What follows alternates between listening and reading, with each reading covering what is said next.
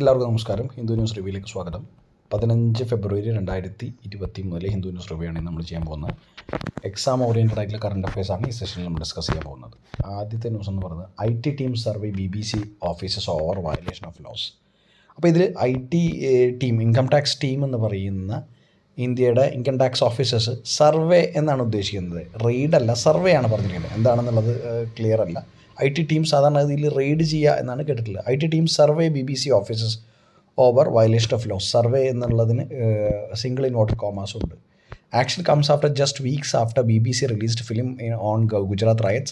BJP says some actions can't digest India's growing heft on the world stage. അപ്പോൾ income tax ഡിപ്പാർട്ട്മെൻറ്റിൻ്റെ survey BBC ഓപ്പറേഷൻസിൻ്റെ ഓഫീസിൽ നടക്കുകയാണ്, മുംബൈയിൽ അതുപോലെ തന്നെ ഡൽഹിയിലും. അപ്പോൾ ഇതിൻ്റെ ബാക്ക്ഗ്രൗണ്ട് എന്ന് പറയുന്നത് ഗുജറാത്ത് കലാപവുമായി ബന്ധപ്പെട്ടിട്ടുള്ള ഡോക്യുമെൻ്ററി പബ്ലിഷ് ചെയ്തതാണെന്ന് പറയുന്നു. The Income Tax Department on Tuesday conducted a survey at the offices of the British Broadcasting Company in Delhi and Mumbai over a charge of deliberate non-compliance with the Indian laws, including transfer pricing rules and diversion of profits illegally. ഇപ്പോൾ ഇവിടെ നിന്ന് കിട്ടുന്ന profits divert ചെയ്തു എന്ന് പറയുന്നു. കൃത്യമായി tax കൊടുക്കാതെ profits, ഇവിടുന്ന് കിട്ടുന്ന പ്രോഫിറ്റ്സ്, ബ്രോഡ്കാസ്റ്റ് ചെയ്ത് കഴിഞ്ഞതിന് ശേഷം കിട്ടുന്ന പ്രോഫിറ്റ്സ് മറ്റ് മാർക്കറ്റ്സിലേക്ക് അല്ലെങ്കിൽ മറ്റ് ഇൻ്റർനാഷണൽ ബൗണ്ടറീസിലേക്ക് ട്രാൻസ്ഫർ ചെയ്യുന്നു, ഡൈവേർട്ട് ചെയ്യുന്നു എന്നാണ് എലിഗേഷൻ പറഞ്ഞിരിക്കുന്നത്. പക്ഷേ അവർ പൂർണ്ണമായി സഹകരിക്കുകയാണ് ചെയ്യുന്നതെന്ന് പറയുന്നത്. Move comes just weeks after the BBC released 2-part documentary India the Modi Question pertaining to 2002 Gujarat riots and Narendra Modi CS as prime minister. വളരെ കോൺട്രവേഴ്ഷ്യൽ ആയിട്ടുള്ള ഒരു ഡോക്യുമെൻ്ററി ആയിരുന്നു. അത് പല JNU പോലെയുള്ള സ്ഥലങ്ങളിൽ ബ്രോഡ്കാസ്റ്റ് ചെയ്യാൻ സമ്മതിക്കുന്നില്ല എന്നിട്ട് ഭയങ്കരധികം വയലൻ്റ് ആയിട്ടുള്ള ക്ലാഷസ് ഉണ്ടായിരുന്നു. ഈ സെൻട്രൽ ഫോഴ്സസിനെ ഉപയോഗിക്കുന്ന ഒരു രീതി എന്ന് പറയുന്നത് വളരെ കോൺട്രവേഴ്ഷ്യൽ ആയിട്ടുള്ളൊരു ഡിബേറ്റ് ഉണ്ടാക്കിയിരുന്നു. കാരണം സെൻട്രൽ ഫോഴ്സസിനെ ഉപയോഗിക്കാമോ എന്നുള്ളത് ചില സമയങ്ങളിൽ, ഇപ്പോൾ for example Delhi CM Kejriwal എപ്പോഴും അക്യൂസ് ചെയ്യുന്നൊരു കാര്യമാണ്. അതായത് ഈ പറഞ്ഞ സെൻറ്ററിൻ്റെ കയ്യിലുള്ള സെൻട്രൽ ഏജൻസീസ്, CBI ആയിക്കോട്ടെ, ED ആയിക്കോട്ടെ, പല കേസിലും ഈ പറയുന്ന BJP അല്ലാത്ത ഗവൺമെൻറ്റ്സിൻ്റെ സമയത്ത് അവർ ഇങ്ങനെയുള്ള ഇൻവെസ്റ്റിഗേഷൻസ് കുറേയും കൂടി ഇപ്പോൾ മിനിസ്റ്റേഴ്സിനെതിരെയും മറ്റ് നോൺ BJP അഡ്മിനിസ്ട്രേറ്റീവ് വിങ്സിനെതിരെ ഉപയോഗിക്കുന്നുണ്ട് എന്ന രീതിയിൽ പറയുന്നുണ്ടായിരുന്നു. അതിന് ഒരു എക്സാമ്പിളാണ് ഈ പറയുന്ന എക്സൈസ് പോളിസിയായി ബന്ധപ്പെട്ട്, ഡൽഹിയിലെ എക്സൈസ് പോളിസിയായി ബന്ധപ്പെട്ടിട്ടുള്ള അറസ്റ്റും അതുപോലെ തന്നെ അതിൻ്റെ ഇൻക്വയറിയും ഒക്കെ. അപ്പോൾ അതൊരു ഇമ്പോർട്ടൻ്റ് ആയിട്ടുള്ള ഡിബേറ്റ് പോയിൻ്റാണ്. കാരണം ഇപ്പം അധികാരത്തിലിരിക്കുന്ന ഒരു ഗവൺമെൻറ്റിനെ സെൻട്രൽ ഫോഴ്സസിനെ ഡൈവേർട്ട് ചെയ്ത് ഉപയോഗിക്കാൻ പറ്റുമോ, ഇങ്ങനെയുള്ള പൊളിറ്റിക്കൽ ഗെയിൻസിന് ഉപയോഗിക്കാൻ പറ്റുമില്ല, ഇങ്ങനെയുള്ള അലിഗേഷൻസ് ഡൽഹി CM പറഞ്ഞിട്ടുണ്ടായിരുന്നു. ഇതിനെ ഏകദേശം സ്റ്റേറ്റ് ചെയ്യുന്നൊരു എക്സാമ്പിളാണ് ഈ IT ടീമിൻ്റെ സർവേ എന്ന് ഉദ്ദേശിക്കുന്നത്. ടാക്സ് എവേഷനുമായി ബന്ധപ്പെട്ട് BBC ഓഫീസിൽ ഒരാഴ്ച മുമ്പാണ് ഈ പറഞ്ഞ കോൺട്രവേഴ്സി 2002 റയറ്റുമായി ബന്ധപ്പെട്ടുള്ള ഡോക്യുമെൻ്ററി കോൺട്രവേഴ്സി ഉണ്ടായിരുന്നത്. അപ്പോൾ അതിന് ശേഷം വളരെ പെട്ടെന്ന് തന്നെ BBC ഓഫീസിൽ IT റെയ്ഡ് ഉണ്ടാവുക എന്ന് പറയുന്നത് ഏതോ രീതിയിൽ ഇത് ലിങ്ക്ഡ് ആണെന്ന് തോന്നിപ്പിക്കുന്നതാണ്. അതൊരു ഇമ്പോർട്ടൻ്റ് ആയിട്ടുള്ള ഡിസ്കഷൻ പോയിൻ്റാണ്. അടുത്ത ന്യൂസ് എയ്റോ ഇന്ത്യ എക്സ്പോയുമായി ബന്ധപ്പെട്ടതാണ്. US air force B-1B Lancer lance at aero India 2023 in Bengaluru. നമുക്ക് എയ്റോ ഇന്ത്യ എക്സ്പോനെ കുറിച്ച് അറിയാം. യലഹങ്കയിലാണ്, കർണാടകയാണ് സംസ്ഥാനം. അപ്പോൾ ഇതിൽ പുതിയ B-1B ലാൻസർ എന്ന് പറഞ്ഞ രണ്ട് വളരെ ടാക്റ്റിക്കലായിട്ട് വളരെ സ്ട്രാറ്റജിക്കായിട്ട് ഉപയോഗിക്കുന്ന US എയർഫോഴ്സിൻ്റെ ബാക്ക് ബോൺ എന്ന് പറയുന്ന B-1B ലാൻസർ എന്ന് പറഞ്ഞ ബോംബർ, ലോങ് റേഞ്ച് ബോംബറാണ് ഇന്ത്യയുടെ എയ്റോ ഇന്ത്യ എക്സ്പോയിൽ പങ്കെടുത്തിരിക്കുന്നത്. എയ്റോ ഇന്ത്യ എക്സ്പോയുടെ ഇങ്ങനെയുള്ള എക്സ്പോയുടെ ഉദ്ദേശം എന്ന് പറയുന്നത് തന്നെ ഇന്ത്യയുടെ ഡിഫൻസ് കേപ്പബിലിറ്റി ഷോക്കേസ് ചെയ്യാനോ അതുവഴി നമ്മുടെ എക്സ്പോർട്സ് വർദ്ധിപ്പിക്കാനാണ്. സാധാരണ ഇതിൽ നമ്മൾ ഡിഫൻസിന് ഒരുപാട് ഇമ്പോർട്ടാണ് ചെയ്യുന്നത്, നമ്മുടെ പൈസ കൊടുത്ത് നമ്മൾ സാധനങ്ങൾ മേടിക്കുകയാണ് ചെയ്യുന്നത്. അതിൽ നിന്നപ്പുറം നമ്മൾ ഒരു എക്സ്പോർട്ട് ഓറിയൻറ്റഡ് ആയിട്ട് ചിന്തിക്കാൻ തുടങ്ങിയെന്ന് പറയുന്നു. അതിൻ്റെ എയിം എന്ന് പറയുന്നത് ഇപ്പോൾ 1.5 ബില്യൺ ഉണ്ടായത് 3 വർഷം 2004-2005 അതിൻ്റെ 3 ഇരട്ടിയോളം 5 ബില്യൺ എക്സ്പോർട്ട് ആണ് ഇന്ത്യ എയിം ചെയ്യുന്നത്. അപ്പോൾ ഇതിൽ B-1B ലാൻസറിനെ കുറിച്ച് നോക്കാം. United States air force has added 2 more aircraft to its fleet in Aero India 2023. The second day of the Aero India here saw arrival of 2 supersonic heavy bombers B-1B Lancer. ഇതാണ് heavy bombers എന്ന് പറഞ്ഞ ചിത്രം കൊടുത്തിട്ടുണ്ട്. B-1B Lancer, also known as the Bone, carries the largest conventional payload of both guided and unguided weapons in the United States Air Force and is considered as the backbone of America's long-range bomber force. The 2 B-1B Lancers arrived from Andersen Air Force Base, Guam. This is the second time the long-range supersonic heavy bomber is participating in Aero India. വളരെയധികം dangerous ആയിട്ടുള്ള, വളരെയധികം capabilities ഉള്ള, manoeuvring capabilities ഉള്ള heavy range long range ബോംബറാണ് ഈ പറയുന്ന B1B Lancer എന്ന് പറയും. United States എയർഫോഴ്സിൻ്റെ ഭാഗമായിട്ടുള്ള അവരുടെ ബാക്ക് ബോൺ എന്നറിയപ്പെടുന്ന ബോൺ എന്ന് വിളിക്കുന്ന ഈ എയർഫോഴ്സിലെ B1B ലാൻസർ എന്ന് പറയുന്നത് കഴിഞ്ഞ വർഷവും ഇന്ത്യയുടെ എയ്റോ ഇന്ത്യ എക്സ്പോയുടെ ഭാഗമായിരുന്നു എന്ന് പറയുന്നു. ഇന്നത്തെ എഡിറ്റോറിയലിൽ നമ്മൾ മിഞ്ഞാന്ന് പറഞ്ഞ അതേ കാര്യം തന്നെയാണ്. അതുകൊണ്ട് തന്നെ പ്രത്യേകിച്ചൊരു വല്ലാത്തൊരു എക്സ്പ്ലനേഷനിലേക്ക് പോകേണ്ട കാര്യമില്ല. കാരണം disturbing dilation, untimed inflation rise hurting domestic consumption. അപ്പോൾ ഇൻഫ്ലേഷനുമായി ബന്ധപ്പെട്ട കാര്യമാണ് ഇതിൽ മെയിനായിട്ട് പറയുന്നത്.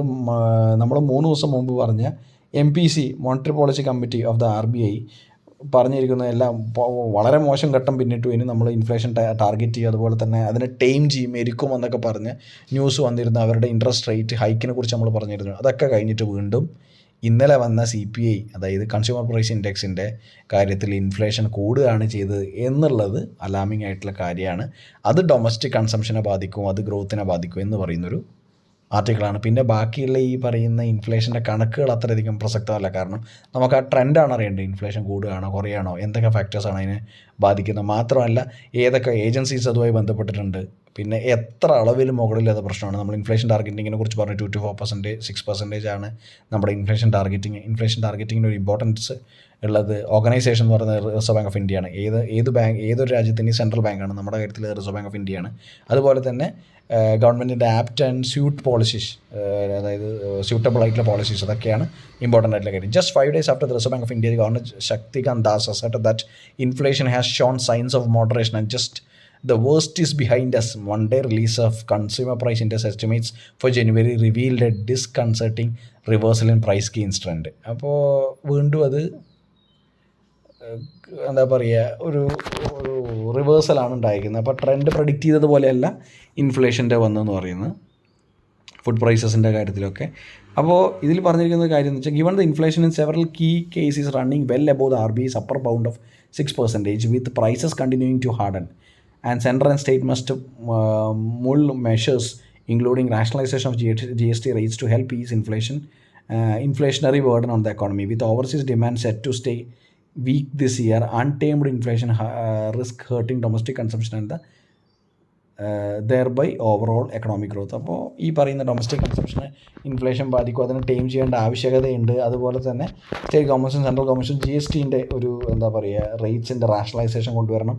എന്നാൽ മാത്രമേ നമുക്ക് ഇൻഫ്ലേഷൻ്റെ കാര്യത്തിൽ എന്തെങ്കിലും വ്യത്യാസം വരുത്താൻ പറ്റും. കാരണം ഗ്ലോബൽ ഡിമാൻഡ് ഇത്തവണ വീക്കായിട്ട് തുടരാൻ സാധ്യതയുണ്ട്. അതുകൊണ്ട് നമ്മുടെ ഡൊമസ്റ്റിക് കൺസംഷനെ ബാധിക്കരുത് എന്ന് പറയുന്ന ഒരു ആർട്ടിക്കിളാണ്. കൂടുതലായിട്ടൊന്നും ഈ പറയുന്ന ആർട്ടിക്കിളിൽ കഴിഞ്ഞ ദിവസത്തിൽ നിന്ന് ഡിസ്കസ് ചെയ്തതിൽ കൂടുതലൊന്നും പറയാൻ ഈ ആർട്ടിക്കിളിൽ ഇല്ല. ആർട്ടിക്കിൾ പറയുന്നത് education more than wealth determines women's marital age. Marital age എന്ന് പറയുന്നത് ഒരാളുടെ, പ്രത്യേകിച്ച് സ്ത്രീകളുടെ കാര്യത്തിൽ അവരുടെ ഓട്ടോണമിയാണ്. അവർക്ക് തോന്നിയ സമയത്ത്, അവർക്ക് എലിജിബിളാണെന്ന് തോന്നുന്നൊരു സമയത്ത്, അവർക്ക് കൺവീനിയൻ്റ് ആകുന്നൊരു സമയത്ത് നിശ്ചയിക്കേണ്ടതാണ്. ആ നിശ്ചയിക്കുന്ന പാരാമീറ്റേഴ്സിൽ ഏറ്റവും ഇമ്പോർട്ടൻ്റ് കാര്യം എഡ്യൂക്കേഷനാണ്, വെൽത്ത് അല്ല എന്ന് ആർട്ടിക്കിൾ പറയുന്നു. Four decades now better educated women had more control over when they should get married. അപ്പോൾ ഒരു ഏജ് സെൻട്രൽ ഗവൺമെൻറ് ഫിക്സ് ചെയ്യുന്നതിനേക്കാളും എഡ്യൂക്കേഷൻ പോലെയുള്ള ഒരു വൈറ്റൽ പാരാമീറ്ററാണ് എന്ത് തീരുമാനിക്കുന്നത്, മാരൈറ്റൽ ഏജ് തീരുമാനിക്കുന്നത്. കാരണം സെൽഫായിട്ടുള്ള സഫിഷ്യൻസി, മോണിറ്ററി ആയിട്ടുള്ള അച്ചീവ്മെൻറ്റ്സ്, അത് കഴിഞ്ഞിട്ട് ഫിനാൻഷ്യൽ സ്റ്റെബിലിറ്റി, അപ്പോൾ ബോഡ്ലി കൺട്രോൾ, ഇതൊക്കെ വളരെയധികം എന്താ പറയുക ചർച്ച ചെയ്യപ്പെടുന്ന ഓരോ പാരാമീറ്റേഴ്സാണ് സ്ത്രീകളുമായി ബന്ധപ്പെട്ട്, അവരുടെ എഡ്യൂക്കേഷൻ, മാരേജുമായി ബന്ധപ്പെട്ട്. അപ്പോൾ എഡ്യൂക്കേഷൻ ഒരു കീ ഫാക്ടറാണ് എന്ന് തന്നെ പറയുന്നു.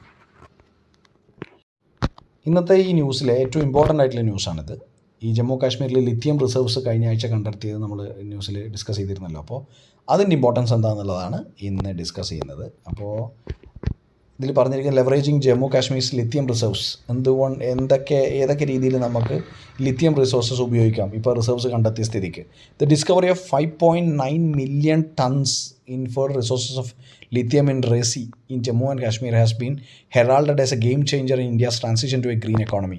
India's market for critical metals is projected to register compounded annual growth rate (CAGR) of 23.76 by 2028. This will also help advance the Indian government's ambitious plan of 30% EV penetration in private cars, 70% of commercial vehicles and 80% of 2 and 3 wheelers by 2030 for the automobile industry. ഏറ്റവും importance automobile industry തന്നെയാണ് ഇവർ പറയുന്നത്. കാരണം lithium actually നമ്മൾ import ചെയ്യുന്നൊരു സാധനമായിരുന്നു. പക്ഷേ ഇത്തവണ ഈ റിസർവ്സ് കണ്ടെത്തിയത് വളരെ ഹ്യൂജ് ആയിട്ടുള്ള റിസർവ്, 5.9 million tons ആണ് കണ്ടെത്തിയിരിക്കുന്നത്. അപ്പോൾ ഇത് ആക്ച്വലി നമ്മളെ കുറേയും കൂടെ EV സെക്ടറിൽ, ഇലക്ട്രോണിക് ആയിട്ടുള്ള, അതായത് ഈ പറഞ്ഞ ഇലക്ട്രിക് വെഹിക്കിൾസിൻ്റെ സെക്ടറിൽ വളരെയധികം ഇൻഡിപെൻഡൻ്റ് ആക്കുക എന്നാണ് പ്രതീക്ഷിക്കുന്നത്. അതുകൊണ്ട് തന്നെ 30% EV പെനട്രേഷൻ പ്രൈവറ്റ് കാർസിൻ്റെ കാര്യത്തിൽ 30%, 70% കമേഴ്ഷ്യൽ വെഹിക്കിൾസും 80% 2 and 3 വീലേഴ്സ് ഏത് വർഷം 2030 ആകുമ്പോഴേക്ക് ഓട്ടോമൊബൈൽ ഇൻഡസ്ട്രീനെ കരുത്തേക്കും എന്നാണ് പറയുന്നത്. The applications of lithium in renewable energy infrastructure often obscures significant environmental consequences. Extracting lithium from hard rock mines similar to what has already been proposed in Jammu Kashmir entails open pit mining followed by roasting and or using fossil fuels.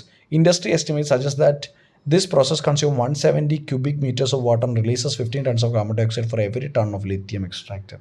അപ്പം നമ്മൾ അറിയാത്തൊരു ബാക്ക്ഗ്രൗണ്ടാണിത്. കാരണം പൊതുവേ നമ്മൾ ഈ electric vehicles നമ്മൾ non polluting ആണെന്നും renewable energy ആണെന്നും അത് നമ്മുടെ എൻവയോൺമെൻറ്റ് സേഫർ ആയിട്ടുള്ള ടെക്നോളജി ആണെന്ന് പറയുമ്പോൾ ഈ ലിഥിയം പോലെയുള്ള ബാറ്ററികളിലെ, അതായത് ഈ പറഞ്ഞ ഇലക്ട്രിക് വെഹിക്കിൾസിൻ്റെ ബാറ്ററികളിലെ ഒരു മേജർ കോമ്പണൻറ്റ് എങ്ങനെ റിഫൈൻഡ് ആയിട്ട് എക്സ്ട്രാക്ട് ചെയ്യും എന്നുള്ളതിന് വളരെയധികം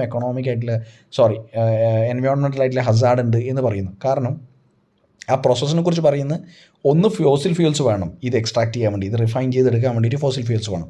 2, industry estimates that this process consumes 170 cubic meters of water and releases 15 tons of carbon dioxide. 15 ടണ്ണോളം കാർബൺ ഡയോക്സൈഡ് 1 ടൺ എക്സ്ട്രാക്ട് ചെയ്യുന്ന സമയത്ത് വരുമെന്നാണ് പറയുന്നത്. ഒരു ടൺ ലിഥിയം എക്സ്ട്രാക്ട് ചെയ്യുന്ന സമയത്ത് 15 tonne carbon dioxide. Carbon dioxide നമുക്കറിയാം ഗ്ലോബൽ വാർമിങ്ങിൻ്റെ ഏറ്റവും ഇമ്പോർട്ടൻ്റ് ആയിട്ടുള്ള ഘടകങ്ങളിലൊന്നാണ്. അത് ആക്ച്വലി എൻവയോൺമെൻറ്റിന് സ്ട്രെസ്സ് കൊടുക്കുന്നുള്ള യാതൊരു സംശയമില്ല. അപ്പോൾ നിങ്ങൾ നോക്കൂ, ഒരു സൈഡിൽ നമ്മൾ ഇലക്ട്രിക് വെഹിക്കിൾസിൻ്റെ പെനിട്രേഷൻ ഉദ്ദേശിക്കുന്നത് തന്നെ അത് എൻവയോൺമെൻറ്റ് ഫ്രണ്ട്ലി ആയതുകൊണ്ടും ഇനി ക്ലീൻ എനർജി ആയതുകൊണ്ടുമാണ്. പക്ഷേ അത് പ്രാക്ടിക്കലി ഇംപ്ലിമെൻറ്റ് ചെയ്യാൻ വേണ്ടി നമ്മൾ റിലേ ചെയ്യുന്നത് ഫോസിൽ ഫ്യൂവൽസിലും അതുപോലെ തന്നെ ഹ്യൂജ് എമിഷൻ ഓഫ് കാർബൺ ഡൈ ഓക്സൈഡും റിസ്ക് ചെയ്തിട്ടാണ് നമ്മൾ അങ്ങനെ ഒരു ടെക്നോളജിയിലേക്ക് മാറുന്നത്. അപ്പോൾ ഇതിനൊരു എൻവയോൺമെൻറ്റ് കോസ്റ്റ് ഉണ്ടെന്നുള്ള കാര്യത്തിൽ യാതൊരു സംശയമില്ല. As India embarks on this new journey, it could learn from the experience of South American countries, especially lithium triangle of Bolivia, Chile and Argentina. The lessons from these countries point to the importance of strong regulatory apparatus that can address both the environmental and social consequences of lithium mining. അപ്പോൾ ഇതിൽ പറഞ്ഞിരിക്കുന്ന experienced ആയിട്ടുള്ള രാജ്യങ്ങളോട് എന്തായാലും നമ്മൾ refer ചെയ്ത് അതിൻ്റെ ഒരു modus of operandi നമ്മൾ എടുക്കണമെന്ന് പറയുന്നു, മോഡ് ഓഫ് ഓപ്പറേഷൻ എടുക്കണമെന്ന് പറയുന്നത്. കാരണം ഇപ്പോൾ ലിത്തിയം ട്രയാങ്കിൾ എന്ന് വിശേഷിപ്പിക്കുന്ന ബൊലീവിയ, ചിലി, അർജൻറ്റീന, ഈ പറയുന്ന 3 രാജ്യങ്ങളിലും എന്തായിരുന്നു എൻവയോൺമെൻറ്റൽ കോൺസിക്വൻസസ്, എന്തൊക്കെ സ്റ്റെപ്സാണ് എടുക്കുന്നത്, എന്താണ് need for A strong regulator, ഒരു റെഗുലേറ്ററി മെക്കാനിസത്തിൻ്റെ സ്ട്രോങ് ആയിട്ടുള്ള നീഡ് എന്താണ്. കാരണം ഇതിൽ എൻവയോൺമെൻറ്റ് കോസ്റ്റ് ഉണ്ട്, അതുപോലെ തന്നെ ഇതിലൊരു ഫീസിബിലിറ്റി ഉണ്ട്, അതുപോലെ ഇതിനൊരു ഇംപ്ലിമെൻറ്റേഷൻ ഉണ്ട്. ഇത്രയും കാര്യങ്ങളിൽ സ്ട്രോങ് ആയിട്ടുള്ള റെഗുലേഷൻസും മറ്റു കാര്യങ്ങളും പഠിക്കാൻ വേണ്ടി ഈ പറയുന്ന എക്സ്പീരിയൻസസ്, ഈ ലിത്തിയം ട്രയാങ്കിൾ എന്ന് പറയുന്ന ബൊലീവിയ, ചിലി, അർജൻറ്റീന എന്നീ രാജ്യങ്ങളുടെ എക്സ്പീരിയൻസ് എടുക്കണം എന്ന് പറയുന്നു. ഇത് ഇംപ്ലിമെൻറ്റ് ചെയ്ത് കഴിഞ്ഞാൽ EV സെക്ടറിന് യാതൊരു സംശയമില്ലാത്തൊരു കാര്യമാണ്. EV സെക്ടറിന് ഒരു വലിയ ബൂസ്റ്റ് ഇന്ത്യയിൽ ഉണ്ടാവും എന്ന് പറഞ്ഞു. കാരണം ലിത്തിയം ഒരു ഇമ്പോർട്ടൻറ്റ് കോമ്പണൻ്റാണ് ഈ പറയുന്ന ഇലക്ട്രിക് വെഹിക്കിൾ സെഗ്മെൻറ്റിലും ബാറ്ററീസിലൊക്കെ. ആർമിയുടെ ഒരു ഡിഫൻസ് പ്ലാൻ പറയുന്നുണ്ട്. Army set to close around 80 deals worth 15,000 crores, says General Pandey. Army chief says that in terms of overall combat aviation profile, force is looking to have 90 to 95 light combat helicopters. It is set to receive indigenous light utility helicopters to replace over 200 aging Cheetah and Chetak currently in service. 200ഓളം വളരെ പഴക്കം ചെന്ന cheetah, Chetak ഹെലികോപ്റ്റേഴ്സിനെ മാറ്റിക്കൊണ്ട് indigenous ആയിട്ട് produce ചെയ്ത്, indigenous എന്നർത്ഥം എന്താ, തദ്ദേശീയമായിട്ട്, അതായത് നമ്മുടെ രാജ്യത്ത് തന്നെ പ്രൊഡ്യൂസ് ചെയ്ത് ഇൻഡിജീനിയസ്ലി പ്രൊഡ്യൂസ്ഡ് ആയിട്ടുള്ള ലൈറ്റ് യൂട്ടിലിറ്റി ഹെലികോപ്റ്റേഴ്സിനെ കൊണ്ടുവന്ന് റീപ്ലേസ് ചെയ്യുമെന്ന് പറയുന്നു. 15,000 കോടിയുടെ പ്ലാനാണ്. ഈ ഡിഫൻസ് അക്വസിഷൻ കൗൺസിൽ എന്ന് പറഞ്ഞൊരു കൗൺസിലുണ്ട് ഇതുമായി ബന്ധപ്പെട്ട്, പ്രൊക്യൂർമെൻറ്റുമായി ബന്ധപ്പെട്ട്. DAC ഇതിൻ്റെ ഹെഡ് എന്ന് പറയുന്നത് മിനിസ്ട്രി ഓഫ് ഡിഫൻസ് ആണ്, ഡിഫൻസ് മിനിസ്റ്ററാണ് ഇതിൻ്റെ head. DAC defence acquisition council ആണ്. ഇതിനൊരു ഇമ്പോർട്ടൻസ് ഉണ്ട്, ഒന്ന് നോക്കി വെക്കണേ. നമ്മുടെ ഹ്യൂമാനിറ്റേറിയൻ അസിസ്റ്റൻസിനെ കുറിച്ചാണ് പറയുന്നത്. ടർക്കിയിലും സിറിയയിലും medical assistance worth 7 crore given to earthquake hit Turkey and Syria. Minister പറയുന്നത് 7 കോടിയോളം നമ്മുടെ മെഡിക്കൽ അസിസ്റ്റൻസ് കൊടുത്തു എന്ന് പറഞ്ഞു. നമ്മുടെ ആർമിയുടെ ഓപ്പറേഷൻ ദോസ്ത. ഇന്നും അദാനിനെ കുറിച്ചുള്ളൊരു വാർത്തയുണ്ട്, അദാനി ഗ്രൂപ്പുമായി ബന്ധപ്പെട്ട വാർത്തയുണ്ട്. Adani says face no refinancing risk or liquidity issues, AEL turns profit. അപ്പോൾ പ്രോഫിറ്റിൻ്റെ കാര്യം പറയുകയാണ്. അതായത് ഈ പറഞ്ഞ ഓരോ ക്വാർട്ടറിലാണല്ലോ നമ്മൾ പ്രോഫിറ്റ് പ്രഖ്യാപിക്കുന്നത്. ഇപ്പോൾ ഈ ക്വാർട്ടർ തീരുന്ന എപ്പോഴാണ്? അപ്പോൾ ലേറ്റസ്റ്റ് ക്വാർട്ടർ എന്ന് പറയുന്നത് എന്താണ്? ഇപ്പോൾ റൺ ചെയ്യുന്ന ക്വാർട്ടർ എന്ന് പറയുന്നത് ജനുവരി ടു മാർച്ചാണ്. ഇതിന് തൊട്ട് മുമ്പുള്ള ക്വാർട്ടർ ഏതാണ്? ഡിസംബറാണ്. അപ്പോൾ ഡിസംബർ എൻഡഡ് ക്വാർട്ടറിലെ ഈ 3 മാസത്തെ പെർഫോമൻസിൽ പ്രോഫിറ്റാണ് മാർക്ക് ചെയ്യുന്നത് പറയുന്നു. Adani enterprises term groups firms recent stock losses as temporary market volatility. Temporary ആയിട്ടുള്ള ചേഞ്ച്. വോളറ്റിലിറ്റി എന്ന് പറയുന്ന അർത്ഥം എന്താ? വോളറ്റിലിറ്റി എന്ന് പറഞ്ഞാൽ ഈ പറയുന്ന ഫ്ലക്ച്വേഷൻ, അങ്ങോട്ടും ഇങ്ങോട്ടും കൂടുകയും കുറയും ചെയ്യുന്ന ആ പ്രോസസ്സിനാണ് വോളറ്റിലിറ്റി എന്ന് പറയുന്നത്. അപ്പോൾ വോളറ്റിലിറ്റി എന്ന് പറയുന്നത് എന്താ? ടെമ്പററി ആണ്, ടെമ്പററി വോളറ്റിലിറ്റി ആണ്, യാതൊരു തരത്തിലും പ്രശ്നമില്ല. Flagship firm post Q3 net profit of 820. ഇപ്പോൾ ഇതിൽ ന്യൂസ് വായിക്കുമ്പോൾ മനസ്സിലാവണം, firm post Q3 net profit of 820 crore എന്നാണ് പറഞ്ഞിരിക്കുന്നത്. അപ്പോൾ Q3 എന്ന് പറഞ്ഞാൽ എന്താ? ക്വാർട്ടർ 3 ഏത് സമയമാണ്? ക്വാർട്ടർ 1 എന്ന് പറയുന്നത് ഏപ്രിൽ ടു ജൂൺ ആണ്. ജൂൺ ആണ് ക്വാർട്ടർ 1 എൻഡ് ചെയ്യുന്നത്. ക്വാർട്ടർ 2 എന്ന് പറയുന്നത് ജൂലൈ 1 മുതൽ സെപ്റ്റംബർ 30 വരെയാണ്. ക്വാർട്ടർ 2 എൻഡ് ചെയ്യുന്നത് സെപ്റ്റംബർ 30 ആണ്. അത് കഴിഞ്ഞ് ക്വാർട്ടർ 3 എൻഡ് ചെയ്യുന്നത്, അതായത് ഓഗസ്റ്റ് 1 മുതൽ ഡിസംബർ 31 വരെയാണ് ക്വാർട്ടർ 3 എന്ന് പറയുന്നത്. ക്വാർട്ടർ 3 എൻഡ് ചെയ്യുന്ന സമയത്ത് 820 crore പ്രോഫിറ്റ് ആണെന്നാണ് പറഞ്ഞിരിക്കുന്നത്. സോ Q3 എന്ന് ഉദ്ദേശിക്കുന്നത് ദ ക്വാർട്ടർ എൻഡിങ് ഡിസംബറാണ്. അപ്പോൾ ഡിസംബർ എൻഡ് ചെയ്യുന്ന ക്വാർട്ടറാണ് ക്വാർട്ടർ 3 എന്ന് പറയുന്നത്. 820 കോടി പ്രോഫിറ്റ്, നെറ്റ് പ്രോഫിറ്റ് ഉണ്ട് എന്ന് പറഞ്ഞപ്പോൾ യാതൊരു തരത്തിലും പ്രശ്നങ്ങളില്ല. ഇപ്പോഴത്തെ വോളറ്റിലിറ്റിയാണ് കാരണം. ഇപ്പോഴത്തെ വ്യത്യാസങ്ങൾ, ഈ ടെമ്പററി ആയിട്ടുള്ള വ്യത്യാസങ്ങൾ മാത്രമാണ് ഈ പറഞ്ഞ പ്രൈസ് ഫ്ലക്ച്വേഷൻ ഉണ്ടാക്കുന്ന, അല്ലാത്ത രീതിയിൽ ഒരു പ്രശ്നമില്ല എന്ന് പറയും. സ്പോർട്സ് ന്യൂസിൽ നമുക്കറിയാം ICC T20 women's world cup നടക്കുകയാണ്. അതിൽ ആദ്യത്തെ കളിയിൽ ഇന്ത്യ ജയിച്ചിരിക്കുകയാണ്. India versus Pakistan. ഇതാ ഇപ്പോൾ രണ്ടാമത്തെ കളിയെ കുറിച്ച് പറയുന്നു. Women in blue improved bowling show against the West ഇൻഡീസുമായിട്ടുള്ള മാച്ചിനെ കുറിച്ച് പറയുന്നു. അപ്പോൾ ഇത്രയാണ് ഇന്നത്തെ Hindu news review. Thank you so much for listening. നമുക്ക് നാളെ കാണാം. Bye, take care.